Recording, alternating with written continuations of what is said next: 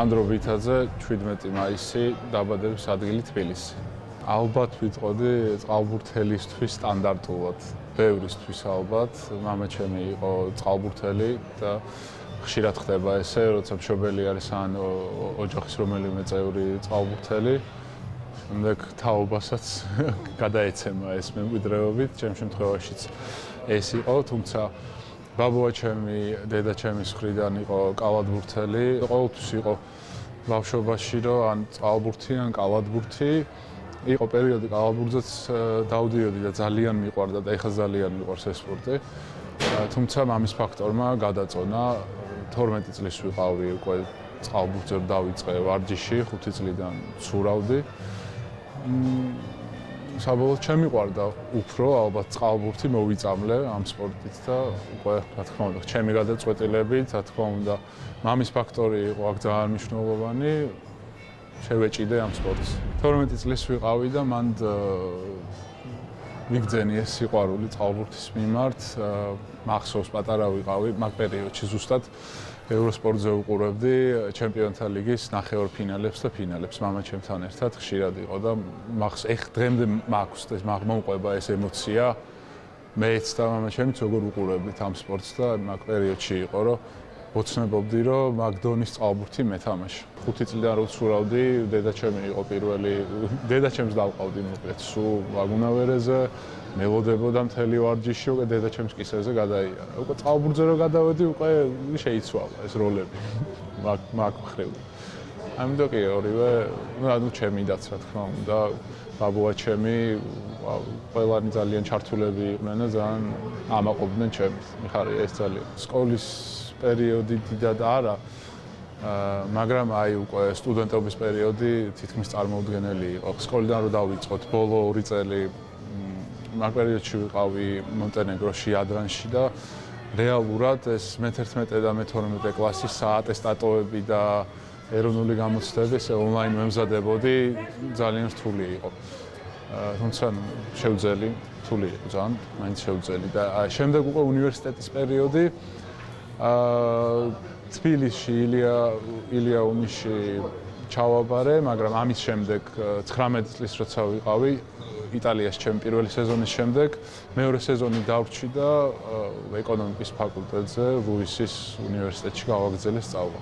თუმცა ეს მოკლედ ვიტყვი, რომ მხოლოდ ერთი წელი იყო ეს, ამის შემდეგ მივხვდი, რომ თითქმის წარმოუდგენელი იყო. ძალიან გამიჭირდა, იმიტომ რომ ვერც წყალბურთში ვიყავი ისე როგორც მინდოდა, ვერც სწავლაში ვერ ვიყავი.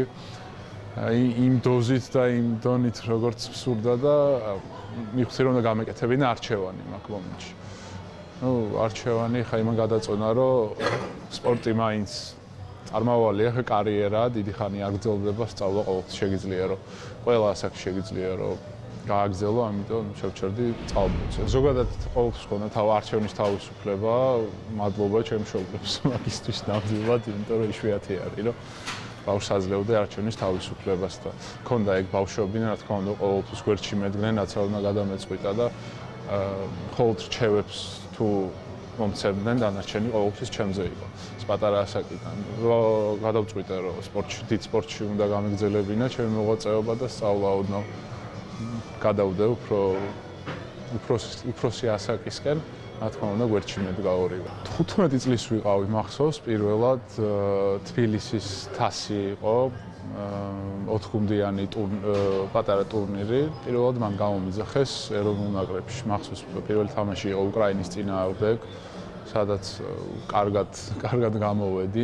ეს იყო პირველი ოფიციალური თამაში ნაკრებში, მაგრამ დიდი ტურნირი იყო ზუსტად 10 წლის წინ, სხვათა შორის ახლა სადაც ვიმყოფებით, აქ ზუსტად ამ სასტუმროში ვიყავით, იგივე არენაზე ვთამაშობდით.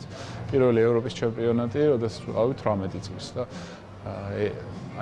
ეგ იყო უფრო ეგრე აღვიქვამ, რომ ეგ იყო ჩემი ნაკრებში პირველი თამაში პატარა ასაკში და ეხაც რაღაც ერთგვარი სიმბოლური არის, რომ ეხაც ისეს დაუბრუნდი ჩემს საყვარელ სპორტს, ისევ აქ ვარ, იგივე ადგილას, იგივე ქალაქში, სასტუმრო იგივე, არენაც იგივე. ალბათ ყველა სპორტსმენს აქვს რაღაც პატარა ასაკში, როდესაც გიჭირს გაუძლო ამ ხელაზე ეწოლას, მით უმეტეს პატარა რო ხარ და მეც ქონდა ეს მომენტები, როდესაც დანებება მინდოდა, იგივე ის სწავლის მომენტიც რო ვთქვი, რომ მივიღე გადაწყვეტილება, რომ უფრო სწავლისკენ გადახვიდიყავი. რა თქმა უნდა, არჩევნის თავისუფლება მქონდა, როგორც თქვი, მაგრამ იყო იქ მამაჩემის ფაქტორიც და ძალიან ხშირად იყო, რომ გვერდში მედგა.